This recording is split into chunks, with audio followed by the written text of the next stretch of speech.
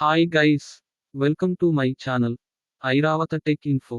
రేపు అకౌంట్లలో డబ్బులు జమ. రైతు రుణమాఫీ పథకంలో భాగంగా రేపు గురువారం రూ. 1,00,000లోపులోనున్న అన్నదాతల అకౌంట్లలో సాయంత్రం 4 గంటల వరకు ప్రభుత్వం డబ్బులు జమ చేయనుంది. అదే రోజు రైతు వేదికల్లో రుణమాఫీ లబ్ధిదారులతో సంబురాలు జరపాలని నిర్ణయించింది.